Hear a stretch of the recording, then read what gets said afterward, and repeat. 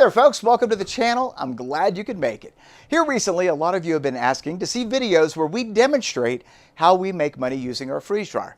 Freeze dryers are not cheap pieces of equipment, but if you can get your freeze dryer to pay for itself, well, it certainly makes having one worthwhile. Today's video is going to be a bit of a follow-up from last week's video. If you didn't see it, I'll put a link to it right about here, but basically we took a lot of different fruit, freeze-dried it, and turned it into freeze-dried fruit powder. At the very end of that video, I shared a few thoughts on a new product that we were thinking about for our freeze-dried business, utilizing those freeze-dried fruit powders. And today we're going to materialize it. So I have yet to make it. I just got all the ingredients. We're going to be making it for the first time. Sometimes things like this work, sometimes they don't work, sometimes they lead to other ideas. And so we're going to see what happens in this video. Stick around to the very end, because if it does work, I'm going to share with you the details on how we price it, how we package it, the profit margins, and all that really great stuff. Let's get into it. First thing we're going to need is some milk kefir. Now, if you're not familiar with what kefir looks like, this is the kefir grain strained out. Looks kind of like cottage cheese or cauliflower. And these grains are mixed with milk, where roughly about 60 different strains of probiotic, really good bacteria, will then begin to eat the lactose, producing lactic acid. This is about 1.5 cups of starter liquid, and normally I wouldn't strain this out, but in the event that you weren't familiar with kefir, I wanted you to see what it looked like. So I'm basically going to take a clean and sanitized container and dump in the grains as well as the starter liquid. This is going to get everything up and going pretty quick. I'm now going to add milk. And how much you add is completely up to you. If you add a lot of milk, it may take a little bit longer to ferment. If you don't add as much milk, it may ferment a little bit quicker, but we're going to come in with about 2 gallons of milk, close it off, and let it sit on our counter for anywhere between 18 to 24 hours. In my case, it took 24 hours. And what I'm looking for is a milk that is thickened up. It's also got a little bit of the whey starting to separate. And what I think I want to do is just take a quick pH reading. You certainly don't have to do this. I'm looking for something between 4.3 and 4.5. And there we go, 4.44, nice acidity. This is going to be perfect. Now, what we need to do is remove the grains from this. And while we do that, here's another ingredient that we're going to be adding to our milk before freeze drying. This is Greek yogurt, 100% plain, no sugar added Greek yogurt. Beautiful flavor. We're going to mix that in with our kefir, and remember, the grains have been removed. In addition to that, we're going to also add a little vanilla. How much vanilla you add is completely up to you. You might want to give it a nice whisk or a nice stir, and then give it a taste. If you like the amount of vanilla you have in it, you are good to move on to the next step. Now, we started with about 45 cups of liquid, and all I'm doing here is taking those 45 cups and just evenly distributing it amongst the 5 trays that we have for the Blue Alpine freeze dryer, and this is what it looks like. Absolutely perfect. Our next step, and this is what I would recommend if you're going to be doing this at home, is to pre-freeze your trays. We have a blast chiller, but I realize that not everybody has something like that. So if you don't have a blast chiller, you can put this in your chest freezer or your deep freezer. But being that there's no lid, you do kind of want to make sure that it's level. Otherwise, it can lean to one side and spill and make a huge mess. The third option would be to put this into our freeze dryer and let the freeze dryer freeze it.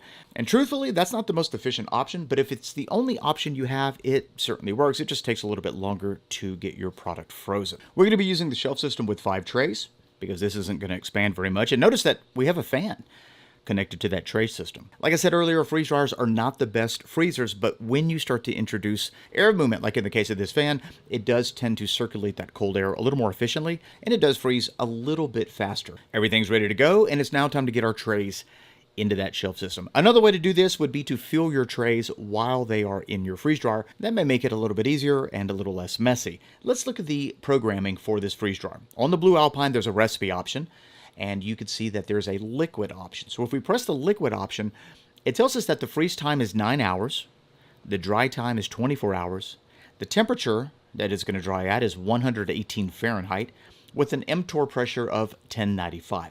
Now, I'm okay with the pressure, but I do think that the dry temperature is a little high for what we're trying to do. And if you lower the temperature, you're going to have to increase the dry time, because it's going to take a little bit longer. So what we're going to do here is change the preset. Let's hit edit. We're going to edit the liquid. And right here, we're basically editing the recipe. And so we're going to bring this down to about, for milk, yogurt, I like to keep it at around 90. You can even go down to 80, 85. I think it produces a great product. Remember, if we lower the temperature, it is going to increase the time that it takes to dry. So we're going to increase the dry time to about 36 hours. There we go. Everything else looks good. I like the freeze time. Dry time is now 36. The temperature is 90. Let's hit back, save the recipe. And now when we hit the preset, it's going to be just as we programmed it 1 second ago. There it is. Now remember, at any point during the freeze drying process, you can adjust the time, both for freezing and drying, and you can adjust the temperature. So right now we're in the freezing mode, and see right here, I can easily, increase it, decrease it. I could skip it altogether. If within about 3 or 4 hours, everything is frozen solid, I can go ahead and skip, the freezing cycle and let the machine go ahead and bump into drying. So you have a lot of control with this particular screen on the Blue Alpine. At this point, we're going to let it do its thing, and we'll check back in about a day and a half.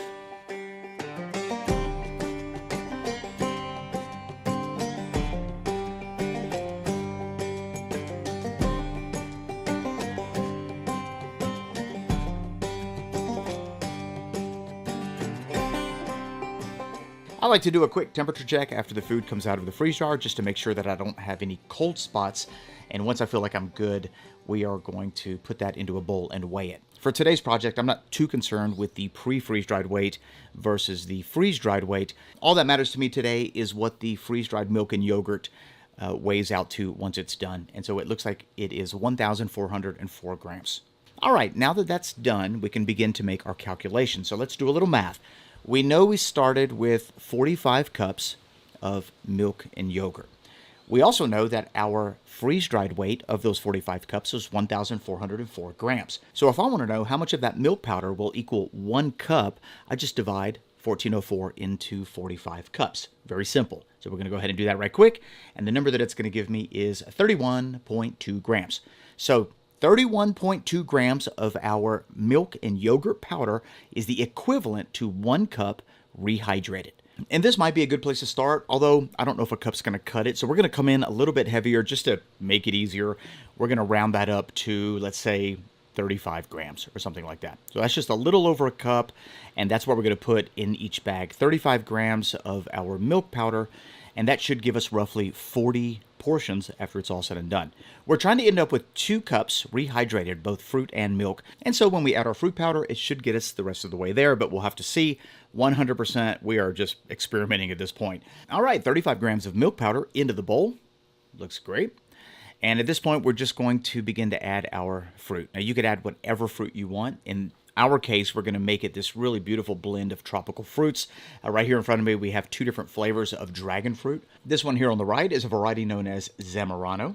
And then on the left, this pink one is a variety known as physical graffiti. So each one of those are going to bring its own, flavor and color components to this fruit smoothie. I'm going to come in kind of light with the dragon fruit. We're going to do roughly a teaspoon of each one of those flavors. I don't want to overwhelm this fruit smoothie with one particular fruit. So I think a teaspoon of each one of those should be perfect. I'm also going to do 1 teaspoon of the banana because banana does tend to be a little more concentrated. So if you add, 2 teaspoons or even a tablespoon, then you may end up having a banana forward smoothie, which is okay if that's what you're going for. I do want to add some blueberry. Now this particular blueberry was relatively tart, so I'm going to do 2 teaspoons of the blueberry, and we are literally just creating as we go. Here in a minute when we taste it, if we need to make any adjustments, we could certainly do that. We have pineapple, and this is going to also add a little bit of sweetness and a little acidity. So I'm going to add 2 teaspoons of the pineapple, and let's not forget about the papaya. Absolutely amazing, beautiful flavor from this delicious papaya. Also pretty concentrated, so we're going to add 1 teaspoon of that. And as far as the strawberry goes, I love the strawberry powder. Such a great flavor. We're going to add 3 teaspoons or 1 tablespoon of strawberry powder. When you make this at home, you could do 1 fruit or a bunch of fruits like we're doing here. It really doesn't matter. The only thing you're going to have to experiment with is how much fruit powder you add, because fruit powder does rehydrate differently depending on the fruit. Total amount of fruit powder we have in here is 11 teaspoons, and I think that that should be good for what we're trying to accomplish. I do want to add a little bit of a sweetener. So at this point, we have nothing other than the fruit that's going to sweeten this, and depending on the quality of fruit, you may want it a little bit sweeter. A couple options that I would suggest as sweeteners is number 1, maple syrup powder. This is freeze-dried. Very easy ingredient to freeze-dry. Let me know in the comment section below if you'd like to see that process. This ingredient will sweeten your smoothie, but also give you a maple flavor. And then the other option that I would suggest as a sweetener is freeze-dried honey. We made a video on how to make freeze-dried honey, and this is what the end result looks like. If you'd like to see that video, I'll put a video suggestion at the very end of this video. Now, this whole entire bag is maybe about 1.33 cups, maybe 1.5 cups of freeze-dried honey, so it's not very concentrated. I don't want to overwhelm the flavor with honey, but I do want to sweeten it, and so I think I'm going to put 4 tablespoons of freeze-dried honey powder, which is the equivalent, roughly, to 1 tablespoon of pure honey. This is 100% a personal preference. If you want to add more or less, that is totally fine. What I want to do is create something that has a little more balance to it so that hopefully everyone will enjoy. Not too sweet, not too acidic, not too pronounced in one particular flavor. And so I think that this is a good starting point. A quick little mix, and this is what our freeze-dried fruit smoothie powders look like. Now, all that's left to do is give it a test and see how it plays out. Now, what I want to do is add the water first. We're going to start with 1.5 cups of water and see what kind of consistency that gives me in the finished product. We can always add, a little bit more. Next up, we're going to add our powders, and that's just going to go right on top. And there we go. Cover it up, and we're going to blend this for, I would say, about 20 to 30 seconds.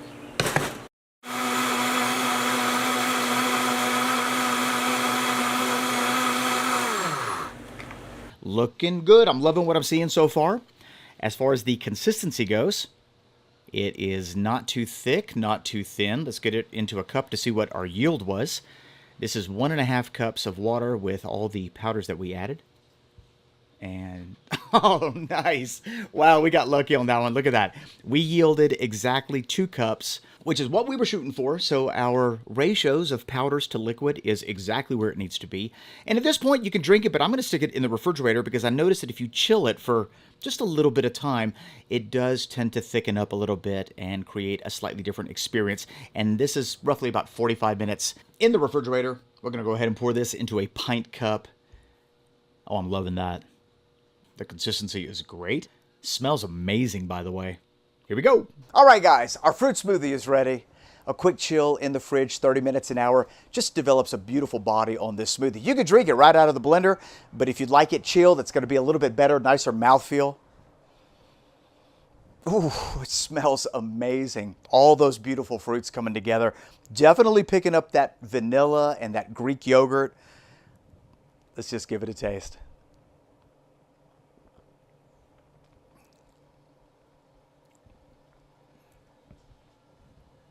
Nice. This is a winner. That is so good.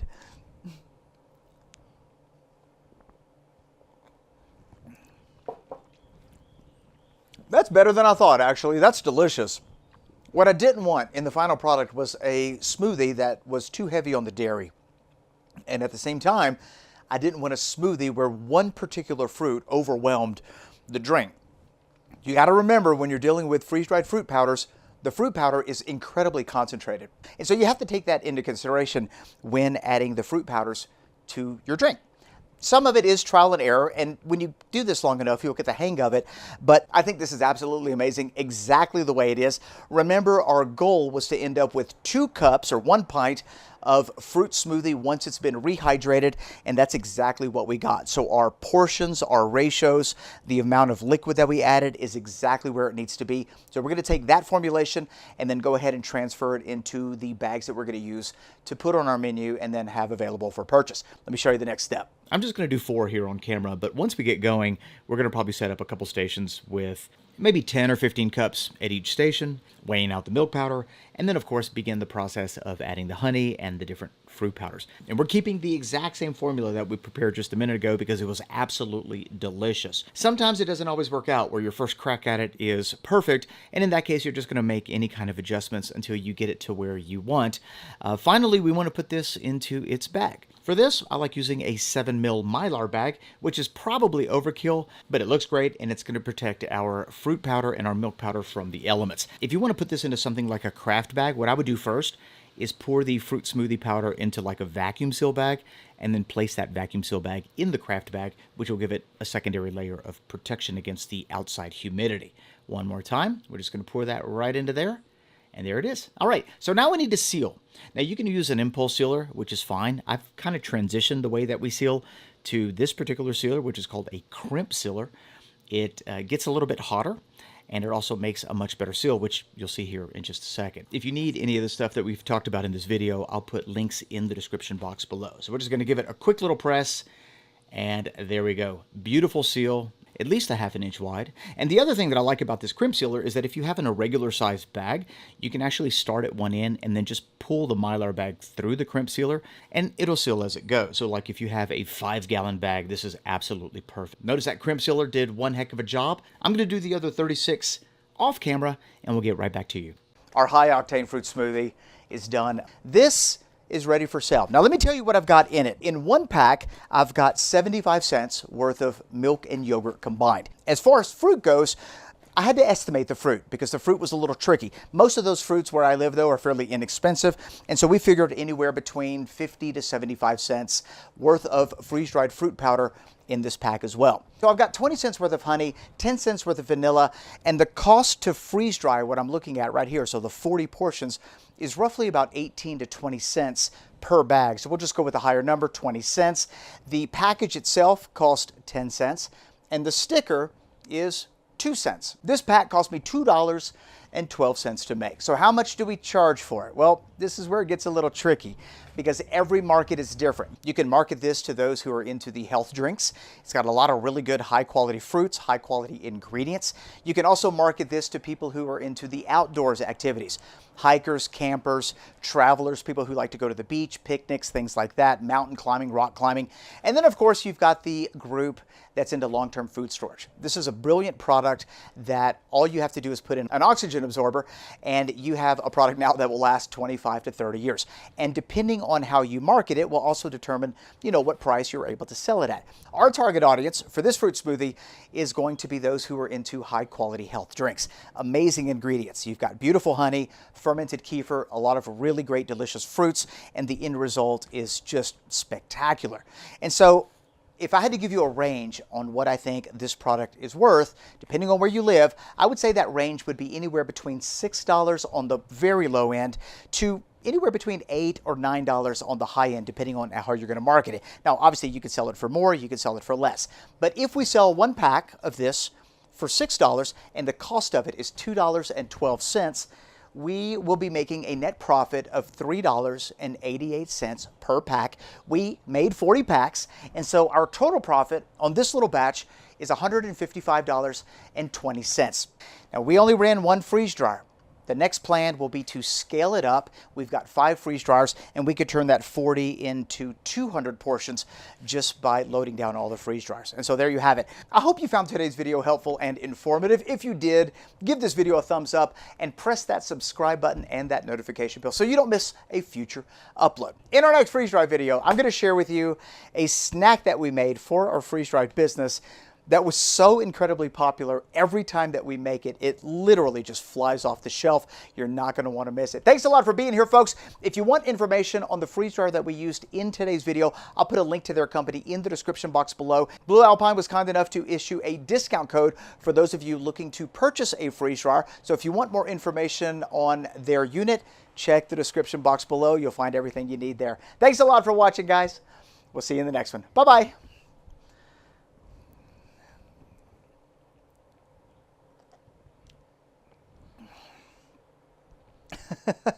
That is so good.